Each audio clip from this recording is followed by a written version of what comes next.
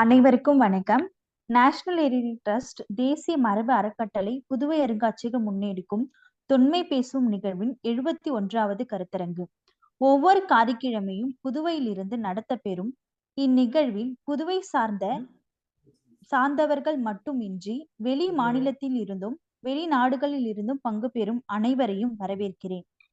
சிறப்பு அறிஞர்களையும் தொன்மை சார்ந்த தொல்லியல் தளங்களின் சிறப்புகளையும் வெளிப்படுத்தும் நோக்கத்தோடு நடைபெறும் இந்நிகழ்வின் பங்கு பெறும் மாணவ மாணவியர், பேராசிரியர் மற்றும் தொல்லியல் துறை சார்ந்த அனைவரையும் அன்புடன் வரவேற்கிறேன். இன்றைய சிறப்பு விருந்தினராக மூத்த தமிழறிஞரும் கடலூர் தமிழ்ச்சங்கத்தின் தலைவருமான பேராசிரியர் ராசா குழந்தைவேலன் ஐயா அவர்கள் நம்மிடையே இணைந்துள்ளார். ஐயா அவர்களுக்கு வணக்கம். தொடக்க உரையினை வழங்க புதுவை அருங்காட்சியகம் மற்றும் புதுவை அருங்காட்சியக ஆராய்ச்சி நூலகத்தின் இயக்குனர் அறிவன் ஐயா அவர்களை அழைக்கின்றேன். வணக்கம். கொண்டிருக்கின்ற ஆளுமை ஒரு மிகச்சிறந்த தமிழறிஞர் மட்டுமல்லாது மிகச்சிறந்த அறிஞர் பெருமகனார் ஆவார். இவர் எங்களுக்கு அருகில் உள்ள மாவட்டமான கடலூரின் தமிழ்ச்சங்க தலைவர் என்பதை விட எங்கள் ஊருக்கும் சொந்தக்காரராக இவர் விளங்குகிறார். இவருடைய சிறப்புகளை சொல்லிக்கொண்டே போகலாம். அடிப்படையில் கடலூர் என்பது பிரெஞ்சு காலத்தில் கூடலூர் என்று எழுத பெற்றிருக்கிறது. பழமையான ஒரு சொல்லாடல்களில் கூடலூர் என்று பயன்படுத்த பெற்றிருக்கின்றது. மிகச்சிறந்த அடையாளங்களை கொண்டிருக்கக்கூடிய, தொல்லியல் அடையாளங்களை கொண்டிருக்கக்கூடிய, தொன்மை அடையாளங்களை கொண்டிருக்கக்கூடிய கடலூர் மாவட்டம் நமக்கெல்லாம் இப்பொழுது மின்சாரத்தை வழங்கி கொண்டிருக்கின்ற தலைமை மாவட்டம் என்பதை நாம் கருத்தில் கொள்ள வேண்டும். அது மட்டுமல்லாது ஏகச்சிறந்த சிறப்புகளை கொண்ட கடலூர் மாவட்டத்திற்குரியவர் என்ற அடிப்படையில் ஐயா அவர்களை அதன் தொன்மை பற்றி, கடலூரின் தொன்மை பற்றி பேசுவதற்கு அழைத்திருக்கிறோம். ஐயா அவர்கள் இசைவளித்து நிகழ்வில் கலந்து கொண்டமைக்கு என்னுடைய நன்றியை தெரிவித்துக் கொள்கின்றேன். என்னுடைய நிறுவன சார்பிலும் என்னுடைய நன்றியை தெரிவித்துக் கொள்கின்றேன். ஐயா அவர்களை பேச அழைக்கலாம். நீங்கள் அடுத்தது இயக்குங்கம்மா. நல்லது, நன்றிங்க ஐயா. வணக்கம் ஐயா. தங்களோட உரையினை தொடங்கலாங்க ஐயா. புதுவை அருங்காட்சியகத்தினுடைய சார்பில் ஏற்பாடு செய்யப்பட்டிருக்கிற இன்றைய நிகழ்ச்சியில் என்னை அறிமுகம் செய்து வைத்த அருமை தோழர், அருமை தம்பி அன்பு அறிவன் அவர்களே, மற்றும் அவரோடு இணைந்து பணியாற்றக்கூடிய அருங்காட்சியக தொண்டர்களே, அனைவருக்கும் வணக்கம். தமிழகம் நம்முடைய வரலாற்றிலே பார்க்கிற பொழுது 5 மண்டலங்களாக பிரிக்கப்பட்டிருக்கிறது. அவை பாண்டி மண்டலம், சோழ மண்டலம், சேர மண்டலம், அதான் மலைமண்டலம் அப்படின்னு கூட சொல்லுவாங்க, தொண்டை மண்டலம், கொங்கு மண்டலம் ஆகிய 5 மண்டலங்களாக பிரித்து சொல்லப்பட்டிருக்கிறது. அதுல கடலூர் அந்த சோழ மண்டலத்தினுடைய விளிம்புல இருக்கிறது, எல்லையில இருக்கிறது. அதே மாதிரி தொண்டை மண்டலத்தினுடைய எல்லையிலேயும் இருக்கிறது. அப்போ சோழ மண்டலத்தையும் தொண்டை மண்டலத்தையும் பிரிப்பது எதுன்னு பார்த்தீங்கன்னு சொன்னா பெண்ணையாறு, தென்பெண்ணையாறு. அப்படிப்பட்ட பெண்ணையாற்றை ஒட்டி இருக்கிற ஒரு ஊர் கடலூர். சோழ நாட்டினுடைய தெற்கு எல்லையிலே இருக்கிற ஒரு ஊர். சோழ நாடு என்று நாம் சொன்னாலும் கூட அது பல்வேறு காலங்களில பாண்டியர்களுக்கும் மற்ற பல்லவர்களுக்கும் உரிய இடமாக சில காலங்களிலே மாறி மாறி வந்திருக்கிறது என்பதை நாம் பார்க்கலாம்.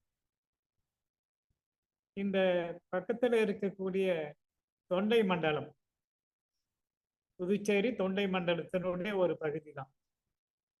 தொண்டை மண்டலம் பற்றி அதனுடைய பெருமையை பேசுகிற பொழுது பாண்டிய நாடு முத்துடைத்து, சேர நாடு வேழமுடைத்து, சோழ வளநாடு சோறுடைத்து, தென்னீர் வயல் தொண்டை நன்னாடு சான்றோர் உடைத்து அப்படின்னு பாடியிருக்கிறார்கள். அந்த அளவுக்கு சான்றோர்களை, அறிஞர்களை உடைய ஒரு பகுதியாக தொண்டை நாடு பேசப்படுகிறது. அந்த பகுதியில தான் புதுச்சேரியும் வருகிறது. புதுச்சேரியை சார்ந்தவர்கள்லாம் சிறந்த அறிஞர்கள் என்று வரலாற்றிலேயே பாராட்ட பெற்றிருப்பது ஒரு சிறப்பு தான். நம்ம அறிவன் அவர்களும் தொண்டை நாட்டை சார்ந்த ஒரு அறிஞர் தான். அப்படிப்பட்ட தொண்டை நாட்டினுடைய அந்த தெற்கு எல்லை தென்பெண்ணையாறு. பெண்ணையாரை தாண்டினா வரக்கூடிய பகுதி கடலூர் பகுதி. கடலூர் மாவட்டத்தினுடைய வடக்கு எல்லை. அந்த தொண்டை நாட்டினுடைய ஒரு பகுதியாக இருக்கிற சோழ நாட்டினுடைய எல்லையிலே அமைந்திருக்கக்கூடிய கடலூர், அதனுடைய வரலாறு, அதனுடைய பெருமை பற்றியெல்லாம் பேசுகிற ஒரு வாய்ப்பு எனக்கு கொடுக்கப்பட்டிருக்கிறது. ரொம்ப மகிழ்ச்சி. ஏன்னா நான் கடலூர்ல பிறந்தவன், ஆனாலும் இப்போது புதுச்சேரியில தான் நான் வாழ்ந்து கொண்டிருக்கிறேன் என்பது நம்முடைய தோழருக்கு தெரியும். அது கடலூர் அப்படின்னு சொல்லிட்டு எதனால பெயர் வந்தது என்று பல காரணங்கள் சொல்லப்படுகின்றன. அதுல கடல் சூழ்ந்திருக்கிற கடற்கரைக்கு அருகில இருக்கக்கூடிய கடல் அலைகள் தாளாட்டுகிற ஒரு ஊர், அதனாலே கடலூர் என்று அழைக்கப்பட்டதாக சொல்லப்பெற்றிருக்கிறது. அதோடு மட்டுமல்ல, கடலை ஊர் தான் கடலூர் என்று ஆகிவிட்டது. நிலக்கடலை நிறைய விளையக்கூடிய ஒரு மாவட்டம் இந்த மாவட்டம். அது கடலை ஊர் என்பது கடலூராக ஆகிவிட்டது என்று சொல்லுகிறார்கள். அதோட மட்டுமல்ல, கூடல் ஊர் அப்படின்றதுதான் நம்முடைய அறிவன் சொல்லுகிற பொழுது கூட சொன்னார். கூடல், மதுரைக்கு கூட நான்மாட கூடல் அப்படின்னு சொல்லுவாங்க. கூடல் என்று சொன்னால் மதுரையை குறிக்கும் ஒரு சொல் தான். அது மாதிரி இங்க கூடலூர் என்று கடலூரினுடைய பழைய பெயர் கூடலூர். அதனால்தான் இங்க அதற்கு பக்கத்துல இருக்கக்கூடிய பகுதி புதுநகர், என்டி நியூ டவுன் அப்படின்னு புதுநகர் சொல்லுவாங்க. அந்த தொன்மையான கூடலூர் பழைய நகர் என்று சொல்லப்படுகிறது. அது எதனால கூடலூர் என்று அழைக்கப்பட்டது என்பதை பற்றி சொல்லுகிற பொழுது, பெண்ணையாறு, கடில நதி, பரவனாறு ஆகிய 3 ஆறுகளும் ஒன்று சேருகிற கூடி கடலோடு கலக்கிற காரணத்தினாலே அதற்கு கூடலூர் என்று பெயர் அமைந்தது என்றும் சொல்லப்படுகிறது. இதுல எது பொருத்தமான பெயர் என்பதை விட எந்த அடிப்படையில அந்த கடலூர் என்று பெயர் வைத்தார்கள் என்பதை நம்மால ஒரு அறுதியிட்டு உறுதியாக சொல்ல முடியவில்லை. கடலூர் பகுதி இந்த கடற்கரையில இருக்கிறது தேவனாம்பட்டினம். பொதுவா கடற்கரையில இருக்கிற ஊர்கள் எல்லாம் பட்டினம் அப்படின்னு அழைக்கப்படும். தேவனாம்பட்டினம், அதற்கு மேற்கே பார்த்தீங்கன்னு சொன்னா புதுப்பாளையம். இந்த பக்கம் பெண்ணையாற்றை ஒட்டி இருக்கிற பகுதி மஞ்சக்குப்பம். அதற்கடுத்து அந்த கடில ஆறு தாண்டி போனா திருப்பாதிரி புலியூர். அதற்கு நாம தெற்கால போனீங்கன்னா வண்டிப்பாளையம், அப்புறம் கடலூர் முதுநகர் அப்படின்ற பெரிய பகுதிகளை எல்லாம் ஒன்றாக இணைத்திருக்கக்கூடிய ஒரு ஊர் தான் கடலூர். அந்த கடலூர் பகுதியில இருக்கக்கூடிய சிறப்பான செய்திகளை எல்லாம் தொகுத்து சொல்லுகிற பொழுது, இது சோழ நாட்டின் ஒரு பகுதி அப்படின்னு சொல்லிட்டு முன்னாடியே சொன்னேன். இந்த பகுதியினுடைய தொன்மையை பற்றி பார்க்கிற பொழுது, அந்த கடலூர் மாவட்டம் சார்ந்த தொன்மையை பற்றி பார்க்கிற பொழுது, கிமு 3ஆம் நூற்றாண்டிலிருந்து கிபி 3ஆம் நூற்றாண்டு வரை இருக்கிற காலம் சங்ககாலம் என்று இலக்கிய வரலாற்றிலே சொல்லப்படுகிறது. அந்த பின்னாடி செய்யப்பட்ட இந்த பகுதியில செய்யப்பட்ட அகழாய்வுகள், அப்படி அகழாய்வுகள்ல பார்க்கிற பொழுது காரைக்காடு அப்படின்ற ஒரு பகுதி இருக்கு. கடலூர் முதுநகர் தாண்டன்னு சொன்னா காரைக்காடு அப்படின்ற பகுதி. அந்த பகுதியில அகழாய்வு செய்யப்பட்டிருக்கிறது. அதை செய்தவர் யாருன்னு சொன்னா பாரிஸ் பபுவாஸ் மார்டின் அப்படின்றவர். அவர் பாரிஸை சார்ந்தவர். பபுவாஸ் மார்டின் அப்படின்றவர் அந்த காரைக்காடு பகுதியில வந்து அகழாய்வு செய்திருக்கிறாரு. அப்படி செய்த சமயத்துல அங்க சில தொன்மைக்கான அடையாளம், தொன்மை என்று சொன்னால் தமிழர்களுடைய தொன்மை, தமிழர்கள் வரலாற்றில உலக வரலாற்றிலே தொன்மை மிக்க நாகரிகமும் தொன்மை மிக்க பண்பாடும் கொண்டவர்கள். அப்படிப்பட்ட தொன்மையாக தமிழர்கள் வாழ்ந்த இடங்களுக்கான அடையாளங்களை அகழாய்வு செய்து அந்த பபுவாஸ் மார்டின் கண்டுபிடித்திருக்கிறார். அப்படி பார்த்த பொழுது ஊர்கள் இருந்ததற்கான அடையாளம், ஊர் இருக்கை, மட்கல ஓடுகள். அந்த ஓடுகள் ரொம்ப வழுவழுப்பு ஏற்றப்பட்டு பாலிஷ் செய்யறதுன்னு சொல்றாங்க. ரொம்ப நாகரிகம் முதிர்ந்தாதான் அப்படியெல்லாம் செய்வாங்க. அது மாதிரி வழுவழுப்பாக கருப்பு நிறத்துல சிகப்பு நிறத்தெல்லாம் அமைந்திருந்த ஓடுகள்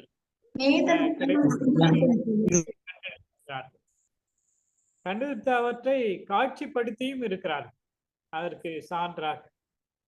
அதற்கடுத்து 1966 அகழாய்வு அறிஞர் KV ராமன் அவர்கள் கிபி முதல் நூற்றாண்டுல முதல் நூற்றாண்டினுடைய பொருள்களை கண்டெடுத்து அதன் அடிப்படையில அங்க கடலூரை சார்ந்தவர்களுக்கு, அந்த மாவட்டத்தை சார்ந்த கடலூர் குறிப்பா சார்ந்தவர்களுக்கு ரோமானியர்களோடு தொடர்பு இருக்கிறது என்கின்ற கருத்தை அவர் ஆராய்ந்து சொல்லி இருக்கிறார். அதோட மட்டுமல்லாம 1988 குடிகாடு, இதெல்லாம் கடலூரை ஒட்டி இருக்கிற பகுதிகள். கடலூர்ல இருந்து நாம சிதம்பரம் நோக்கி செல்லுகிற பொழுது இந்த ஊர்கள் எல்லாம் பார்க்கலாம். குடிகாடு அதையும் அகழ்வாராய்ச்சி அறிஞர் KV ராமன் அவர்கள் அதுல இருக்கக்கூடிய அகழ்வாராய்ச்சியில கண்டெடுக்கப்பட்ட பொருள்கள், மண் அடுக்குகள், மண் வந்து அப்படியே இல்லாம அடுக்கடுக்கா இருக்கு, மண் அடுக்குகள், மண் குழிகள், அப்புறம் கட்டடங்கள் இருந்ததற்கான பகுதிகள், செங்கல் சுவர்கள் எப்படின்னு சொன்னா அரிக்கமேட்டில் இருக்கிற மாதிரி செங்கல் சுவர்கள், அப்புறம் கலைப்பொருள்கள், நிறைய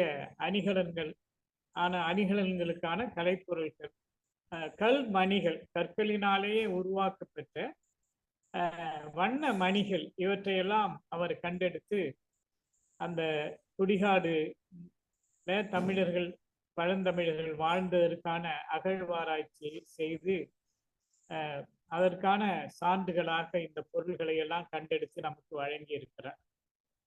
அதே மாதிரி மாளிகை மேடு அப்படின்ற ஒரு கடலூரை ஒட்டி இருக்கிற பகுதி, அங்கல வந்து மண் ஓடுகள். அந்த மண் ஓடுகள்ல ஒரு சிறப்பு என்னன்னு சொல்லி பார்த்தீங்கன்னு சொன்னா தமிழ் பிராமி எழுத்துக்கள் அந்த ஓடுகள்ல எழுதப்பட்டிருக்கின்றன என்பதை அவர் கண்டெடுத்து நமக்கு காட்டியிருக்கிறார்.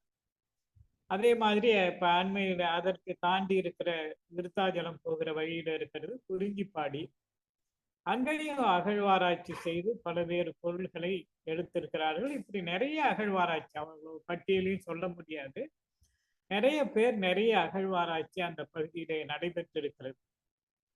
அதற்கு அடுத்து நீங்க பார்த்தீங்கன்னு சொன்னா சங்ககாலம் சொன்னா அது கிமு 3ஆம் நூற்றாண்டு கிபி 3ஆம் நூற்றாண்டு வரை சொல்லப்படுகிற ஒரு காலம்.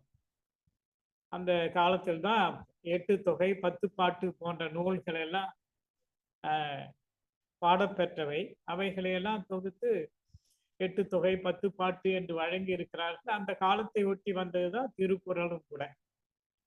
அந்த சங்க காலத்துல அந்த கடலூர் பகுதியை சார்ந்த ஒரு புலவர், அவரை கூடலூர் கிழார் அப்படின்னு சொல்றாங்க.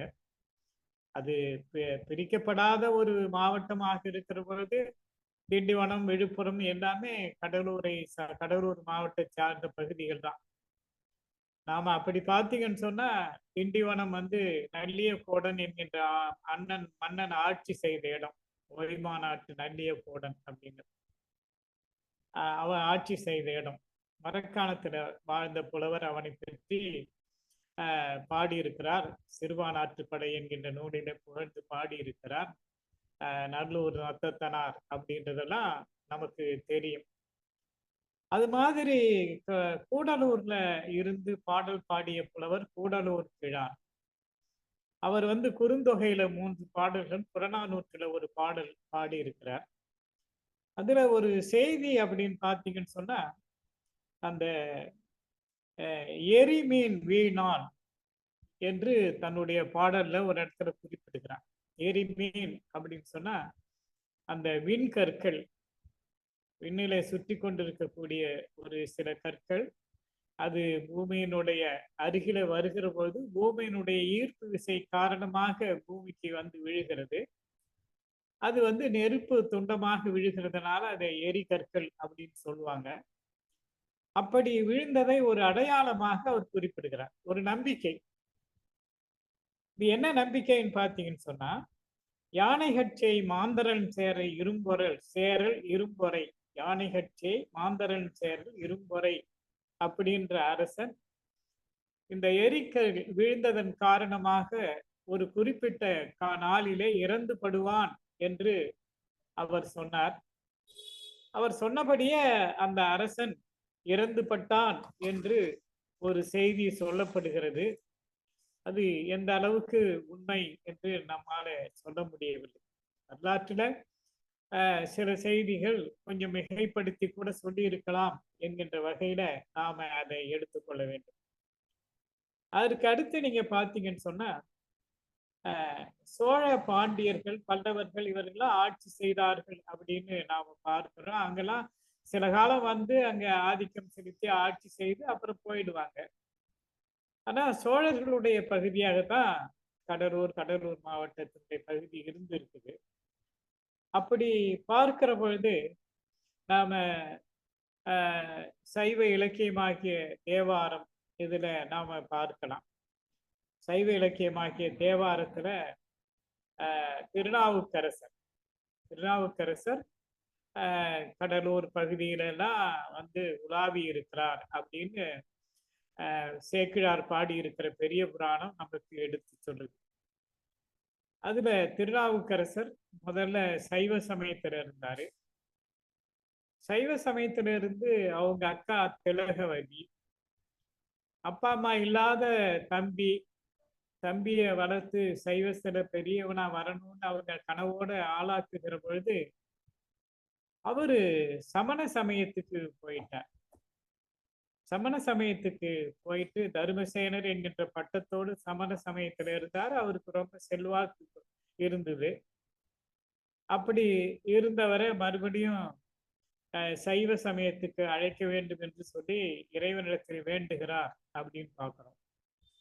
அப்புறம் அக்கா ரொம்ப உடல் நலம் இல்லாம சாகு கிடக்குறாங்க அப்படின்ற ஒரு செய்தியை சொல்லிவிட்டு வர சொன்ன சமயத்துல போய் அவர்கிட்ட தர்மசேனர்கிட்ட போய் சொல்றாங்க, இது போல அக்கா ரொம்ப உயிருக்கு போராடிட்டு இருக்கிறாங்க, உங்களை கடைசியா பார்க்கணும்னு சொல்றாங்கன்னு. உடனே அவர் அக்காவை பார்க்கறதுக்காக, அப்ப அவங்க அக்கா பண்டூருட்டிக்கு பக்கத்துல இருக்கக்கூடிய திருவதிகை அப்படின்ற ஆலயத்துல அவங்க இருக்கிறாங்க.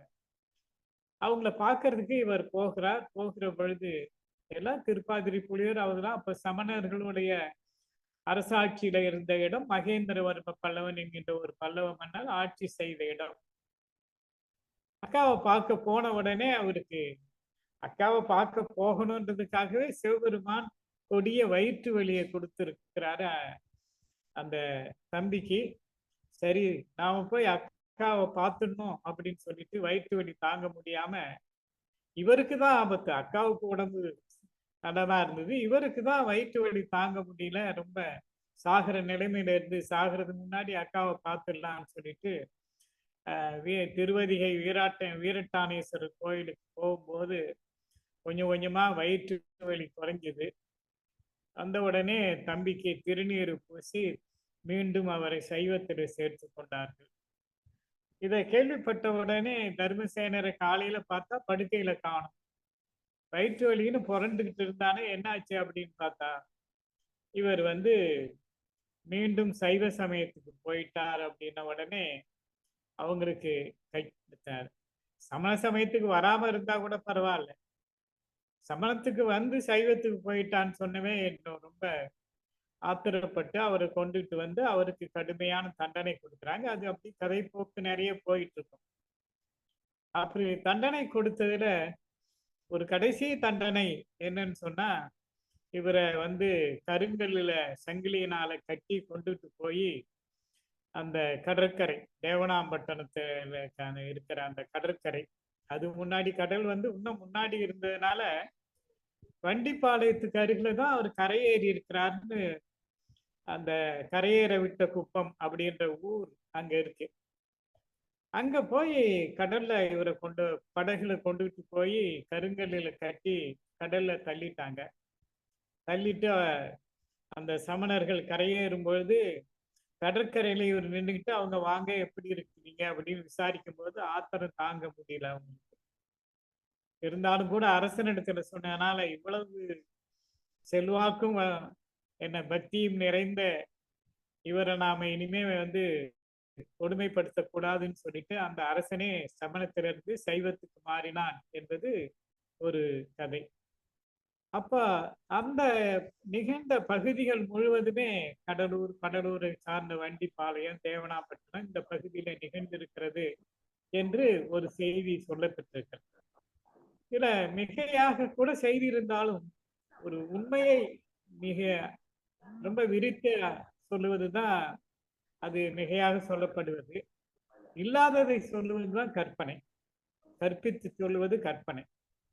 ஆனால் இது ஒரு செய்தியை, ஒரு வரலாற்றை, அந்த காலத்துல நிகழ்ந்த செய்தியை நம்ம பார்க்கிறோம். வரலாற்றுல சமணர்கள் சைவர்களுக்கு கடுமையான போர் நிகழ்ந்தது. சமணர்கள் கொடுமைப்படுத்தினார்கள் என்பதை பார்க்கிறோம். அதற்கு பிறகு அரசனை சைவ சமயத்துக்கு மாற்றிய பிறகு சமணர்களை, பௌத்தர்களை கொடுமைப்படுத்தினார்கள் என்பதையெல்லாம் நாம வரலாற்றுல பார்க்கிறோம். அப்படிப்பட்ட ஒரு இடம் அந்த இடம் அப்படின்னு நாம பார்க்கிறோம். அதற்கடுத்து நீங்க பாத்தீங்கன்னு சொன்னா பக்கத்துல வடலூர் இருக்கு, சிதம்பரம் ஆலயமும் அங்கதான் இருக்குது. விருத்தாச்சலத்துல பெரிய ஆலயம் இருக்கிறது, பழமலைநாதர் ஆலயம் அப்படின்றது. பழமலைநாதர் தான். அது இடையில தமிழ் பெயர்களை எல்லாம் ஆரியர்கள் வடமொழியா மாற்றியதுனால விருத்தாச்சலம், விருத்தம் அப்படின்னாலே பழமை, அச்சலம் அப்படின்னா மலை. ஆனா அதனால தமிழ் பெயர் பழமலைநாதர் தான் அவர். ஆனா அத விருத்தாச்சலம், விருத்தகிரீஸ்வரர் என்றெல்லாம் பெயர் மாற்றப்பட்டிருக்கு. பல ஊருக்கு அப்படிதான் மாற்றி இருக்கிறாங்க. பக்கத்துல பன்னுருட்டி, அது பலாப்பழத்துக்கு முந்திரிக்கெல்லாம் பேர் போன ஊர், அப்படிப்பட்டது. அப்புறம் அது கடலூரை ஒட்டி இருக்கிற நெல்லிக்குப்பம், சர்க்கரை ஆலை இருக்கிற ஒரு ஊரு. இந்த நாவுக்கரசர் கரையேறி வந்த பிறகு அங்க இருக்கக்கூடிய திருப்பாதிரி புலியூர்ல இருக்கிற ஒரு ஆலயம் உங்களுக்கு தெரியும், பாடலீஸ்வரர் ஆலயம். திருப்புலியூர் பாடலீஸ்வரர் ஆலயம். பாடலீஸ்வரர் ஆலயத்துல சிவபெருமானை தொழுது வணங்கினாரு, பாட்டு பண்ணாரு.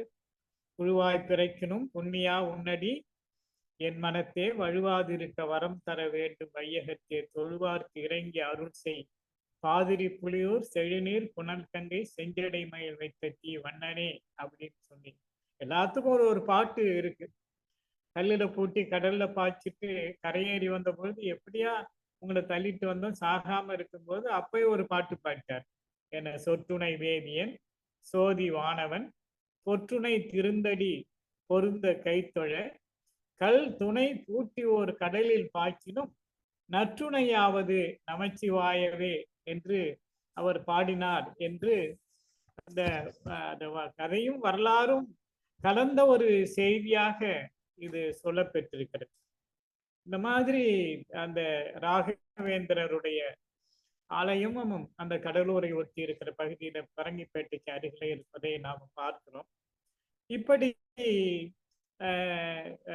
தொல்காலம், சங்ககாலம், அதற்கு பிறகு சேர சோழ பாண்டியர்கள் காலம், அப்புறம் பிற்கால பாண்டியர்கள் காலம், சோழர்கள் காலம், அதற்கு பிறகு பார்த்தீங்கன்னு சொன்னா அப்புறம் சில நாட்கள் சில ஆண்டுகள் கழித்து விஜயநகர பேரரசு, அப்புறம் நாயக்க மன்னர்கள், அப்படி நீங்க பார்த்தீங்கன்னு சொன்னா ஆங்கிலேயர்கள் வர ஆரம்பிக்கிறாங்க. ஆங்கிலேயர்கள் வரும்போது ஐரோப்பாவில இருந்து வந்த ஆங்கிலேயர்கள் எல்லாருமே கடலூர்ல இருந்திருக்கிறாங்க. அது கடலூர், புதுச்சேரி, இதுக்கு இடையில கடுமையான சண்டை.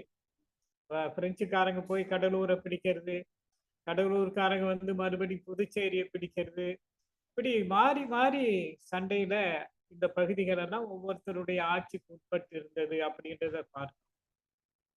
அப்படி பார்க்கும்போது ஆனா வந்தவங்கள முதல்ல டச்சுக்காரங்க வந்தாங்க, டேனிஷ் அப்படின்னு சொல்ற டென்மார்க்ல இருந்து, அப்புறம் போர்ச்சுகீசியர்கள் வந்தாங்க, அப்புறம் பிரான்ஸ்காரங்க வந்தாங்க, அதுக்கு பிறகு வந்தவங்க தான் பிரிட்டிஷ்காரங்க. இந்தியாவில் பெரும்பகுதியை தன்னுடைய ஆட்சிக்கு உட்படுத்தியவர்கள் பிரிட்டிஷ்காரங்க. உலகத்திலேயே, இந்தியா மட்டும் இல்லை. அதனால சூரியன் அஸ்தமிக்காத நாட்டுக்கு சொந்தக்காரன் என்று சொல்லுகிற அளவுக்கு உலகத்தையே தன்னுடைய கைக்குள்ள வைத்திருந்தவர்கள் அந்த பிரிட்டனை சார்ந்த ஆங்கிலேயர்கள். அவங்க ஆட்சியில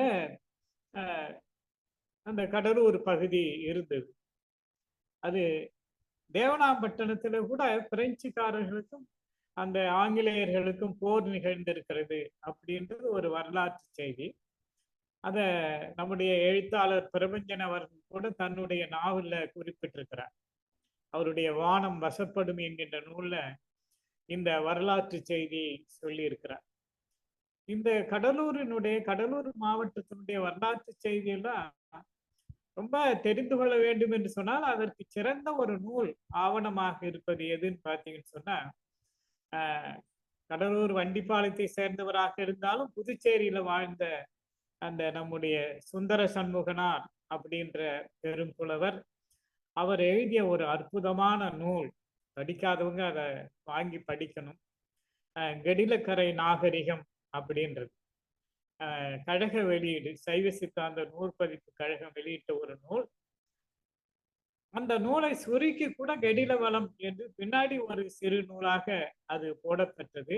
அந்த நூல்ல எல்லா கோணங்களிலேயும் அந்த தென்னார்காடு மாவட்டத்தினுடைய, குறிப்பாக கடலூரினுடைய சிறப்புகள் எல்லாவற்றையும், அரசியல், சமூகம், பொருளாதாரம், வேளாண்மை, தொழில், கல்வி, இப்படி அனைத்து துறைகளிலேயும் கடலூர் மாவட்டம், குறிப்பாக கடலூர் பகுதி எவ்வாறு விளங்கியது என்பதை எடுத்து காட்டுகிறார்.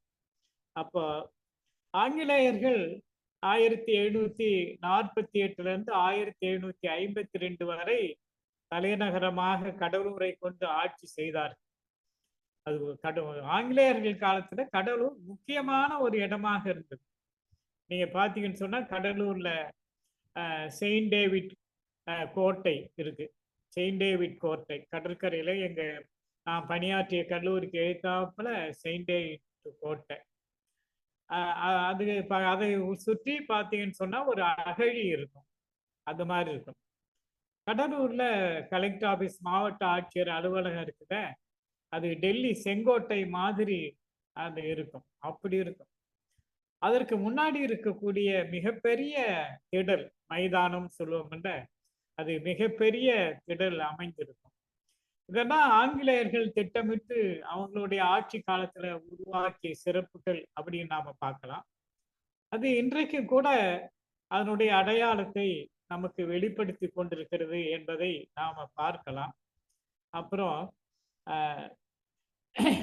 ஏன் கடலூர் அவ்வளவு சிறப்பா வைத்திருந்த ஆங்கிலேயர்கள் அதை விட்டுட்டு சென்னைக்கு போனாங்க அப்படின்னு நீங்க பாத்தீங்கன்னு சொன்னா, புதுச்சேரியில ஆட்சி செய்த ஆண்டு கொண்டிருந்த டியூப்ளெக்ஸ் அடிக்கடி அந்த பிரிட்டிஷ்காரங்களோடு, ராபர்ட் கிளைவ் இப்படிப்பட்டவர்களோடு சண்டை போட்டுக்கிட்டே இருந்ததுனால ஒரு நிம்மதியா ஒரு இடத்துல நாம இருந்து ஆட்சி செய்ய முடியல அப்படின்னு சொல்லிட்டு அதை விட்டுட்டு சென்னை பட்டணம் சென்னப்ப நாயக்கன் அப்படின்ற ஒருத்தருடைய வசமாக இருந்த அது ஒரு வயல்வெளி மாதிரி விளைநிலமாகவும் கடற்கரையாகவும் இருந்த பகுதியை போய் ரொம்ப குறைந்த விலைக்கு, அடிமாட்டு விலைக்கு அதை வாங்கி அதை தன்னுடைய தலைநகரமாக உருவாக்கினார்கள். இல்லை என்று சொன்னால் தமிழ்நாட்டினுடைய தலைநகரமாகிய கடலூர் தான் இருந்திருக்க வேண்டும் என்பது ஒரு முக்கியமான ஒரு வரலாற்று செய்தி. சென்னப்ப நாயக்கனுடைய பெற்று வாங்கினதுனால்தான் அதை சென்னை பட்டினம், சென்னை என்று நாம சொல்லுகிறோம். அது மாதிரி நான் முன்பே குறிப்பிட்ட மாதிரி பாடலீஸ்வரருடைய ஆலயம், பெரிய ஆலயம், பாடல் பெற்ற ஒரு கோயில், திருக்கோயில் அங்கு அமைந்திருக்கிறது. அதை ஒட்டி அமைந்திருப்பது என்பது ஒரு அங்க வந்து ஒரு சிறப்பான ஒரு இடம் இருக்குது. அது வந்து ஞானியார் சுவாமிகளுடைய இடம். ஞானியார் சுவாமிகளுடைய இடம். அது ஆதீனம் வந்து திருக்கோவில் ஒரு ஆதீனம் இருந்தாலும் ஞானியார் மடம் அப்படின்னு சொல்லுவாங்க.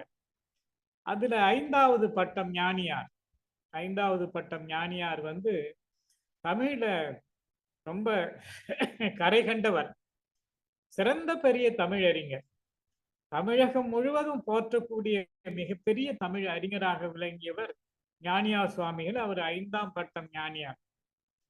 அதோட மட்டும் இல்லை, இதுல ஒரு சிறப்பு நீங்க பார்க்கணும்னு சொன்னா, பெரியார் காங்கிரஸ் கட்சியை விட்டு விலகி 1924 விலகி போன உடனே அதுக்கு முன்னாடியே காங்கிரஸ்ல இருக்கும்போதே குடியரசு பத்திரிகை ஒன்றை ஆரம்பித்தார். குடியரசு பத்திரிகை பெரியாருடைய வரலாற்றுல மிக சிறந்த ஒரு இதழ். அதை படித்துத்தான் நிறைய பேர் அந்த திராவிட இயக்கத்துக்கே வந்தார்கள். அந்த குடியரசு இதழ் அவ்வளவு பேரை மாற்றி இருக்கிறது. புதுச்சேரியில புதுவை சிவம், பாரதிதாசன், இவங்கெல்லாம் பக்திமான்களாக இருந்த பாரதிதாசன் குடியரசு படிச்சுட்டு தான் அவர் வந்து சுயமரியாதை இயக்கத்துக்கு வந்தார் என்று நாம் பார்க்கிறோம். அந்த குடியரசு இதழை ஈரோட்ல போய் வெளியிட்டவர் யாருன்னு சொன்னா திருப்பாதிரி புலியூர் ஞானியாரடிகள் அப்படின்னு பார்க்கிறோம். இதுல இன்னொரு செய்தி என்னன்னு சொன்னா, அந்த நேரத்துல பெரியார் வந்து கடவுள் மறுப்பு கொள்கையில தீவிரமாக இல்லை என்கின்ற ஒரு செய்தி. ஏன்னு சொன்னா, ஞானியார் திருப்பாதிரி புலியூர் ஞானியார் சுவாமி குடியரசு இதழை வெளியிடுகிற பொழுது பெரியார் சொன்னார், சமுதாயத்தினுடைய முன்னேற்றம் கருதி இந்த இதழை நான் தொடங்குறேன், இதற்கு எல்லாம் வல்ல இறைவன் அருள் செய்வானாக என்று அவர் சொல்லியிருக்கிற செய்தி நமக்கு வரலாற்றிலே ஆவணமாக இன்றும் இருக்கிறது என்பதை பார்க்க வேண்டும். அது மாதிரி சிறப்பமைந்த திருப்பாதிரி புலியூர் பாடலீஸ்வரர் ஆலயம், வைணவர்களுக்கு முக்கியமான இடம் திருவகீந்திரபுரம் அப்படின்னு சொல்றது. அப்ப ராகவேந்திரருடைய ஆலயம், அப்புறம் அந்தாண்ட வடலூர், வாடிய பயிரெல்லாம் கண்ட போதெல்லாம் வாடிய வடலூரார் வாழ்ந்த இடம், மருதூர் அவர் பிறந்தது வடலூர். அது மாதிரி ரொம்ப கடற்கரையில இருக்கக்கூடிய பிச்சாவரம், பித்தர்புரம் அப்படின்றதான் நாம இன்றைக்கு அதை பிச்சாவரம் அப்படின்னு சொல்றோம். பித்தர் அப்படின்னு சொன்னா அது சிவபெருமானுடைய ஒரு பெயர் பித்தர். பித்தா பிறைசூடி அப்படின்னு தான் பாடி இருக்கிறாங்க. பித்தர்புரம் அப்படின்றது அங்க வாழ்ந்த பிச்சாவரம் ஜமீன்தார்கள் சிதம்பரம் நடராஜர் ஆலயத்தை நிர்வாகம் பண்ற நடைமுறைப்படுத்துகிற மிகப்பெரிய பொறுப்புல இருந்தார்கள். சிதம்பரம் கோயிலை கூட்டின பிறகு அந்த சாவி ஒரு பல்லக்கில அந்த பிச்சாவரம் ஜமீன்தார்கள் வீட்டுக்கு கொண்டு போய் கொடுக்கப்படும் என்பதையெல்லாம் நாம பார்க்கிறோம். ஆனால் இன்றைக்கு அங்கே ஜமீன்தார்கள் இல்லை, எல்லாம் வந்து ரொம்ப அதற்கான அடையாளம் கூட இல்லாமல் போய்விட்டது என்பதை நாம பார்க்கலாம். அதே மாதிரி கடலூர் முதுநகர், ஓட்டி முதுநகர் கூடலூர் அப்படின்னு சொல்றோமே, அது ஆங்கிலேயர்கள் காலத்துல மிகப்பெரிய துறைமுகமாக இருந்தது. நிறைய கப்பல் வர்றது போவது, இந்த மாதிரி துறைமுகமாக இருந்தது. ஆங்கிலேயர்கள் ஆட்சி காலத்துல விடுதலை போராட்டத்தில் ஈடுபடுகிறவர்கள், குற்றவாளிகள் இவர்களையெல்லாம் அடைத்து வைக்கிற ஒரு பெரிய பெரிய சிறை இருக்கு. கேப்பர்குவாரி மத்திய சிறை, சென்ட்ரல் ஜெயில் அப்படின்னு சொல்லுவாங்க. மிகப்பெரிய சிறை அது. அதுல பாரதியார் கூட புதுச்சேரியிலிருந்து கடலூருக்கு செல்லுகிற வழியில அவர் கைது செய்யப்பட்டு அவரை கொண்டு போய் அந்த சிறையில வைத்திருந்தார்கள். அதுக்கு பிறகு பாரதியார் வருத்தம் தெரிவித்து மன்னிப்பு கடிதம் கொடுத்து வந்து அவர் போய் தன்னுடைய ஊர்ல போய் தங்கிட்டார் அப்படின்றத பார்க்கிறோம். அதற்கு அடுத்து பார்த்தீங்கன்னு சொன்னா, மிகப்பெரிய நிறுவனமாகிய, மின்சாரத்தை வழங்கக்கூடிய நிறுவனமாகிய நெய்வேலி அங்க இருக்கு. NLC அப்படின்ற நெய்வேலி, அது ஒரு தனியார் ஒரு சுரங்கத்தை ஆரம்பித்தது தான் அது. ஆனா அது மத்திய அரசு ஏற்று நடத்தி இன்றைக்கு இந்தியாவில் பெரும்பகுதிக்கு ஒளி மின்சாரத்தை வழங்கக்கூடிய ஒரு இடமாக அந்த நெய்வேலி அமைந்திருக்கிறது. ஆனா அந்த சுரங்கத்தை ஆரம்பித்தவர் யாருன்னா சம்புலிங்க முதலியார்னு சொல்லுவாங்க. சாதி பட்டம் வேண்டாம் என்பதற்காக தவிர்த்து சம்புலிங்கனார் அப்படின்றவர். அவர் இன்றைக்கும் அவர் பாராட்டப்படுகிறார். அதே மாதிரி பிரிக்கப்படாத மெட்ராஸ் பிரசிடென்சி, மெட்ராஸ் மாகாணம், அப்ப பாத்தீங்கன்னா கேரளா, சென்னை, ஆந்திரா, கர்நாடகா, இப்படி தென்னிந்தியா முழுவதற்குமே ஒரு பகுதி ஆட்சி அதிகாரம் கொடுத்தாங்க. ஒரு மாடல் அரசு நீங்க நடத்தி பாருங்கன்னு சொல்லிட்டு ஆங்கிலேயர்கள். அப்போ நீதி கட்சியை சார்ந்த ஒரு முக்கியமானவர் சுப்ராயலு ரெட்டியார் அப்படின்னு சொல்லுவாங்க. சுப்ராயலு ரெட்டியார் திருமண மண்டபம்னு கூட அங்க இருக்கு. அதுக்கு ஏத்தாப்புல இருக்கிற மைதானத்தை ஒட்டி இருக்கிற பார்க் இருக்கிற அந்த பூங்கா, அதுக்கு சுப்ராயலு ரெட்டியார் பூங்கா என்று பெயர். அவரு வந்து முத விடுதலைக்கு முன்பே அவர் முதலமைச்சராக இருந்த பெருமைக்கு உரியவர். அதே மாதிரி கடலூர் பகுதியில பிறந்தவர். பெரிய எழுத்தாளர் ஜெயகாந்தன் அவர்கள் பிறந்த ஊர் கடலூர். அதே மாதிரி திராவிட இயக்கத்தினுடைய வாரிசாக, பெரியாருக்கு வாரிசாக அமைந்திருக்கிற ஆசிரியர் வீரமணி அவர்களுடைய பிறந்த ஊரும் அந்த கடலூர் ஓட்டி தான், முதுநகர் தான். அது மாதிரி ஆற்காடு இரட்டையர்கள் அப்படின்றது ரொம்ப முக்கியம். நிர்வாகத்துல தேர்ந்தவர்கள் ஆற்காடு ராமசாமி முதலியார், லட்சுமணசாமி முதலியார் அப்படின்னு சொல்லுவாங்க. அவர்கள் பிறந்து வாழ்ந்த இடமும் அந்த கடலூர் தான். இது எல்லாவற்றுக்கும் சிறப்பு செய்கிற வகையில கடலூர் அஞ்சலை அம்மா, விடுதலை போராட்ட வீராங்கனை, 2 முறை சட்டமன்ற உறுப்பினராக இருந்தவர். காந்தியடிகளோடு நெருக்கமாக இருந்து விடுதலை போராட்டத்துல சாதனைகள் படைத்தவர் கடலூர் அஞ்சலை அம்மா. இப்பதான் அஞ்சலை அம்மாளுக்கு சிலை திறந்தாங்க அப்படின்றது நீங்க அறிந்திருப்பீங்க. அப்படிப்பட்ட விடுதலை போராட்ட வீர பெண்மணி அஞ்சலை அம்மாள் வாழ்ந்த ஊர் அந்த கடலூர் முதுநகர் என்பதை பார்க்கிறோம். அதுல இன்னொரு முக்கியமான ஊர் நீங்க பார்த்தீங்கன்னு சொன்னா வண்டிப்பாளையம் அப்படின்றது, அந்த ஊர்ல இருக்கிறவங்க எல்லாம் பண்டிதர் பாளையம் சொல்லுவாங்க. புதுச்சேரியில வணிகத்துல முதன்மையாக இருக்கிறவர்கள்லாம் பூர்வீகமா வண்டிப்பாளையத்துல பிறந்து வந்தவர்கள் அப்படின்றத நீங்க அறியலாம். ஆனந்தா நிறுவனத்தை சார்ந்த கோவிந்தசாமி அவர்கள், அப்புறம் துணி நிறுவனம் VS டெக்ஸ், இப்படிப்பட்டவர்கள்லாம் அந்த வண்டிப்பாளையத்தை பூர்வீகமாக கொண்டவர்கள். வண்டிப்பாளையத்துக்கு ஒரு பெருமை என்னன்னு சொன்னா பண்டிதர் பாளையம் அப்படின்னு சொல்லுவாங்க. வண்டிப்பாளையத்தை ஒட்டி தான் அந்த கரையேற விட்ட குப்பம் கூட இருக்கு. பண்டிதர் பாளையம் ஏன் சொல்றாங்கன்னு சொன்னா, அங்க பெரிய மூத்த தமிழ் அறிஞர், நான் முன்னாடி சொன்னேன்ல, சுந்தர சண்முகனார் பிறந்த ஊரு, அந்த ஊரை சார்ந்தவர். அதே மாதிரி அந்த முதுபெரும் புலவர் நடேசனார், சுந்தர சண்முகனார், கடிலக்கரை நாகரிகம் எழுதினவர், சிவலிங்கனார், புலவர் சம்பந்தனார், புலவர் தண்டபாணி போன்றவர்கள் எல்லாம் இருந்த ஊர், வாழ்ந்த ஊர் அந்த ஊர். அங்க மாவட்ட ஆட்சியர் அலுவலகம் நான் முன்னாடியே குறிப்பிட்டேன். பெரிய மைதானம், இதையெல்லாம் உங்களுக்கு குறிப்பிட்டிருக்கிறேன். அப்ப நாம இறுதி பகுதிக்கு வரலாம். அந்த மாவட்டத்தினுடைய செய்திகளை நாம இந்த நேரத்துக்குள்ள குறுகிய நேரத்துல எது முக்கியம் நான் நினைச்சனோ அதை மட்டுமே உங்ககிட்ட சொல்றேன்.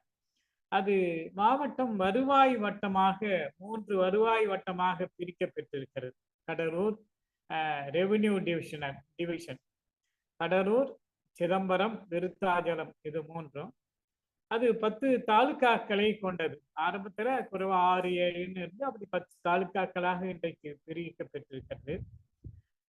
இது 2 பாராளுமன்ற உறுப்பினர்களுடைய தொகுதி அதுல இருக்கு.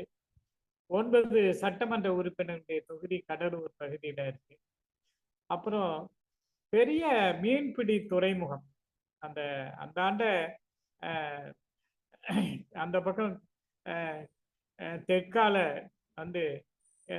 இருந்து அது இந்த ஊர் எனக்கு நினைவுக்கால அங்கிருந்து பரங்கிப்பேட்டை இதெல்லாம் தாண்டி பிச்சாவரம் இப்படியெல்லாம் அப்படியே இப்படியே புதுச்சேரி வரைக்கும் இருக்கக்கூடிய மிக நீண்ட ஒரு கடற்கரை, நடுவுல ஆறுகள் வந்து கடல்ல கறக்கும் நீண்ட கடற்கரையை உடைய ஒரு மாவட்டம் அந்த கடலூர் மாவட்டம். கடலூர் மாவட்டத்தை தான் நெல்லிக்குப்பத்துல சர்க்கரை ஆலை இருக்கிறது என்பதை நான் குறிப்பிட்டிருக்கிறேன். இந்த கடலூருக்கு பல்வேறு சிறப்புகள் இருக்கிற நேரத்துல இதுல வடகிழக்கு தென்மேற்கு பருவ காற்றினால மழை கடலூர் மாவட்டத்துக்கு பெய்து கடலூர் மாவட்டத்தை செழிப்பாக்குகிறது என்று நாம பார்க்கலாம். ஆனா அது ஒரு டெல்டா மாவட்டம் அப்படின்னு சொல்லுவாங்க. அங்கங்க நதிகள் கிளைகளாக பிரிந்து அப்புறம் கடல்ல கலக்குது. நடுவுல இருக்கக்கூடிய பகுதிகளை நாம டெல்டா மாவட்டம் சொல்றோம். அது மாதிரி பகுதிகளை கொண்டது. இதுல என்னன்னு சொன்னா அடிக்கடி புயல் வெள்ளம் எல்லாம் வரும். புயல் வெள்ளம் அது வரும், புயல் வரும், வெள்ளம் வரும், சுனாமியும் வரும். சுனாமி வந்திருக்கு. சுனாமி கடற்கரையில நான் அப்பெல்லாம் கடலூர்ல தான் இருந்தேன். சுனாமி வந்த பொழுது கடலூர்ல இருந்து திடீர்னு காரை எடுத்துக்கிட்டு நான் மாட்டு விழுப்புரம் போயிட்டேன். என்னுடைய பேத்திகள் 2 பேரை அழைச்சிக்கிட்டு அந்த மாதிரி ஒரு சுனாமி நிறைய பேர் இறந்து போய்விட்டார்கள். பெரிய பேரழிவு, ஆழி பேரலையாக அது நிகழ்ந்தது. இந்த மாதிரி ஒவ்வொரு ஆண்டும் அப்படி நாம எதிர்பார்க்கலாம். முதல்ல கடலூருக்கு கிழக்கே மையம் கொண்டிருக்கிறதுன்னு வாங்க, அப்புறம் கொஞ்சம் கொஞ்சமா போய் சென்னையை தாண்டி கடைசியில ஆந்திராவில் போய் அது கரையேறிடும். அப்படி ஒரு நிலைமைகளும் அடிக்கடி நிகழ்ந்திருப்பதை நாம பார்க்கலாம். அதுல இங்க விளையக்கூடிய பொருள்கள் அப்படின்னு நீங்க பார்த்தீங்கன்னு சொன்னா வேளாண் பொருட்கள், நெல், அந்த தஞ்சை மாவட்ட அளவுக்கு இங்க நிறைய விளையலன்னு சொன்னாலும் நெல், கரும்பு, நிலக்கடலை நிறைய இருக்கும். பலா, வாழை, அந்த கேப்பர்குவாரி மலை பகுதிகளில் பார்த்தீங்கன்னு சொன்னா மாமரங்கள், செம்மண் பூமி, அந்த செம்மண் நிலம், அங்க நிறைய பலா, வாழை இவைகள் எல்லாம் நிறைய விளைகின்றன. இப்படிப்பட்ட ஒரு வரலாற்று சிறப்பு சங்ககாலம், சங்ககாலத்துக்கு முற்பட்ட காலத்திலிருந்து வரலாற்று சிறப்பு மிக்க ஒரு மாவட்டமாகவும் தொல்லியல் அகழ்வாராய்ச்சியில நிறைய சான்றுகளை, தமிழர்களுடைய தொன்மைக்கான சான்றுகளை நமக்கு வழங்கி இருக்கக்கூடிய ஒரு மாவட்டமாகும். அப்புறம் ஆன்மீக துறையில சைவ சமய புரவர்கள்னா 4 பேர் சொல்லுவாங்க. திருஞான சம்பந்தர், திருநாவுக்கரசர், சுந்தரர், மாணிக்கவாசகர். அதுல 50 விழுக்காடு 4 பேர்ல 2 பேர் இந்த மாவட்டம் தான். அறந்தரு நாவுக்கரசும் ஆளாள சுந்தரரும் பிறந்து அருள உளரானால் நம்மளவோ பேசுதற்கு அப்படின்னு சொன்னார் சேக்கிழார். அந்த மாதிரி அவராலே பேச முடியாதுன்னு சொன்ன பெருமை மிக்க ஒரு மாவட்டமாக இந்த மாவட்டத்தை நீங்க பார்க்கலாம். அப்படி அதோட வரலாற்று, நம்ம பிற்கால வரலாற்றுல பார்க்கும்போது ஆங்கிலேயர்கள் விரும்பி தலைநகரமாக கொண்டு ஆட்சி செய்த ஒரு மாவட்டம் அந்த மாவட்டம். அதுக்கு அடுத்து பல சிறப்புகளை, வளங்களை உடைய விளைபொருள்களை வழங்கக்கூடிய ஒரு மாவட்டமாக அந்த மாவட்டம் விளங்குகிறது. இதற்கு இடையில ஒரு கரும்புள்ளிகள் மாதிரி அப்பப்போ புயல், வெள்ளம், சுனாமி போன்றவை அழிவை ஏற்படுத்தினாலும் ஒரு சிறந்த ஒரு மாவட்டமாக கடலூர் மாவட்டம் விளங்குகிறது. அந்த வகையில அந்த மாவட்டத்திலே பிறந்தவன் நான் என்பதிலே ஒரு பெருமை இருந்தாலும் கூட, அந்த மாவட்டத்தை பேசுவதற்கு என்று என்னை தேர்ந்தெடுத்த நம்முடைய அருங்காட்சியகத்தை சார்ந்தவர்களுக்கு, குறிப்பாக அறிவன் அவர்களுக்கும் என்னுடைய நெஞ்சார்ந்த நன்றியை கூறி இத்துடன் நிறைவு செய்கிறேன்.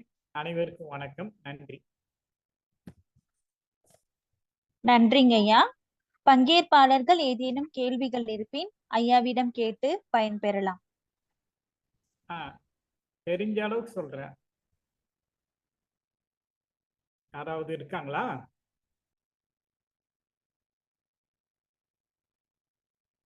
உங்க நேரம் அதிகமா எடுத்துக்கிட்டனும். இல்லைங்கய்யா, இல்லைங்கய்யா, 7 மணி வரைக்கும் நமக்கு நேரம் இருக்கு. ஒன்னும் சிக்கல் இல்லைங்கய்யா. பங்கேற்பாளர்கள் ஏதேனும் கேள்விகள் இருப்பின் ஐயாவிடம் கேட்கலாம். அப்படி பாத்தீங்கன்னா, ஆமாம், சிதம்பரம் நடராஜர் ஆலயம் வந்து நிறைய குறிப்பிடப்பட வேண்டிய ஒரு இடம். ஏன்னா இந்த மாவட்டத்துக்குள்ள வரக்கூடிய இடம். அது அது பெரிய போராட்டத்தினுடைய தளமாகவும் இருந்திருக்குது அப்படின்னு பார்க்கிறோம். பராந்தக சோழனால பொன் ஓடு வேய பெற்ற ஒரு இடம்.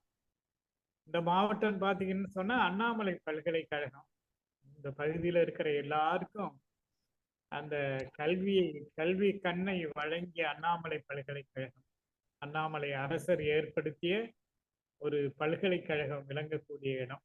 அது சமூக நீதிக்காக அந்த காலத்துல ஏற்படுத்தப்பட்ட ஒரு பல்கலைக்கழகம். பின்னாடியே வந்தவர்கள் அதை சரியா முறையா அதை நடத்தாதனால இன்றைக்கு அரசு அந்த பல்கலைக்கழகத்தை எடுத்துக்கொண்டது அப்படின்றது ஒரு வருத்தத்தக்க ஒரு செய்தி தான். அப்படிப்பட்ட பல்கலைக்கழகம் இருக்கக்கூடிய ஒரு இடம், மாவட்டம் இந்த மாவட்டம். இதெல்லாம் வந்து சில குறிப்பிடப்பட வேண்டிய செய்திகள்ல ஒன்றாக நாம கருதலாம். அறிவன் இருக்காரு, அவரு என்ன கேட்பாரு? ஐயா வணக்கங்க ஐயா. நான் இருக்கேங்கய்யா கேட்டுட்டு இருக்கேங்கய்யா. ஐயா வணக்கங்க. ஞானியார் அடிகள் பற்றி பேசுன செய்திகள் கொடுத்துட்டீங்களாங்க ஐயா? ஞானியார் அடிகள் பற்றிங்க சொன்னேன் நானு. இல்லைங்க, ஏன்னா அந்த வண்டியில வந்துட்டு இருந்தேங்க. அந்த பகுதி எனக்கு சரியா இது இல்லைங்க, அதனாலதாங்க இது பண்ணுங்க. நல்லதுங்க, நல்லது, சிறப்புங்க. 5ஆம் பட்டம், அவரு 5ஆம் பட்ட ஞானியார் அடிகள் அப்படின்னு சொல்றது. சரிங்க. அது வந்து அந்த ஞானியார் மடம் வந்து திருப்பாதிரிப்புலியூர்ல இருந்தாலும் கூட ஆதீனம் வந்து திருக்கோவிலூர் ஆதீனம். அந்த மடம் அங்கதான் இருக்கு. திருக்கோவிலூர் ஆதீனம், திருப்பாதிரிப்புலியூர் ஞானியார் மடம். இது ஆதீனம் வந்து திருக்கோவிலூர் ஆதீனம். திருவண்ணாமலை ஆதீனம் சொல்லுவோம். ஆனா குன்றக்குடி வந்து அந்த ஆதீனத்துக்கு உரிய இடம் வந்து குன்றக்குடி அடிகளா இருக்கிறார் பாருங்க. அந்த மாதிரி அவரு வந்து மற்ற ஞானியார் இது வரைக்கும் அது வந்து இப்ப இருக்கிறவங்க எத்தனாவது பட்டம் தெரியல. இந்த ஞானியார் அடிகள் வரலாற்ற 5ஆம் பட்ட ஞானியார் அடிகள் தமிழகம் முழுவதும் பயணம் பண்ணவர், மொழி தொண்டு செஞ்சவர், எல்லா நூல்களையெல்லாம் கற்று தேர்ந்தவர், எல்லா தமிழ் அறிஞர்களோடையும் பழகியவர். அதான் சொன்ன பெரியாரு வந்து தன்னுடைய குடியரசு இதழை வந்து தொடங்கி வைப்பதற்கு ஈரோட்டுக்கு ஞானியார் அடிகளை தான் அழைச்சிருந்தாரு. அவர் தான் தொடங்கி வச்சார் அவருடைய குடியரசு இதழை. அந்த அளவுக்கு சிறந்த ஒரு பெருமை மிக்க ஒருவர் அந்த திருப்பாதிரிப்புலியூர் ஞானியார் அடிகள். இப்படியே மடம் இருக்கு, ஞானியார் சுவாமிகள் மடம் இருக்கு. அங்க வந்து சைவ சித்தாந்த வகுப்பு எல்லாம் நடத்துறாங்க.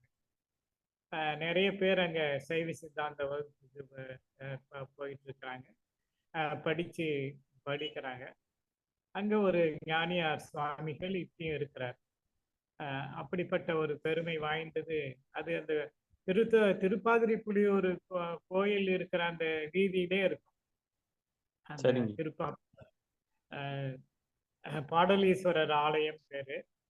அந்த ஆலய வீதியிலே இருக்கும். அப்படிப்பட்டவர் அந்த ஞானியார் அடிகள். அவரை பத்தி சின்ன நூல் எல்லாம் அவருடைய வரலாறு போட்டிருக்கிறாங்க. சரிங்க, மகிழ்ச்சிங்க. மகிழ்ச்சிங்க. அருமையான தொகுப்புங்கய்யா. நல்ல செய்திகள்ங்கய்யா. நல்லதுங்கய்யா. நல்லதுங்க. நன்றிங்க. அம்மா நீ நன்றி. நன்றி உரையினை வழங்க புதுவை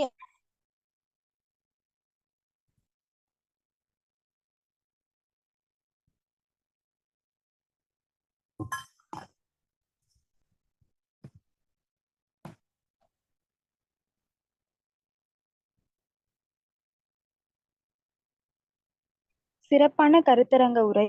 கடலூர் வரலாற்று தொன்மைகள் மட்டுமின்றி சங்க இலக்கிய பாடல்களையும் எடுத்துக்காட்டி பல அரிய செய்திகளை கூறிய செந்தமிழ் அறிஞர் ராச குழந்தைவேலன் ஐயா அவர்களுக்கு எமது புதுவை அருங்காட்சியகம் சார்பாக நன்றியினை தெரிவித்துக் கொள்கின்றேன். மேலும் இக்கருத்தரங்கத்தில் கலந்து கொண்டு சிறப்பு செய்த அனைவருக்கும் நன்றி, வணக்கம். நன்றி.